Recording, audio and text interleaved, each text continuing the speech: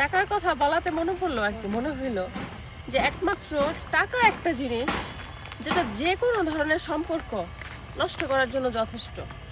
যত ভালো সম্পর্কই হোক না কেন, দেখবি যে সব ঠিক আছে যতক্ষণ না টাকা নাই, দেখবি যে সব ঠিক আছে, পরস্পরের মধ্যে ভালোবাসাটা আছে। কিন্তু যখনই এর মধ্যে টাকা ঢুকবে তখনই দেখবি যে ভালোবাসাটা ভাগ হয়ে গেছে, ফোকাসটাও টাকার দিকে থাকে। ঠিক আছে, কেউ একজন যদি একটু ইনকাম করে, আস্তে আস্তে সেখানে জেলাসি তৈরি হয়। সবাই একরকম কিনা আমি জানি না, তবে জেলাসি যে তৈরি হয় এটা সত্যি কথা।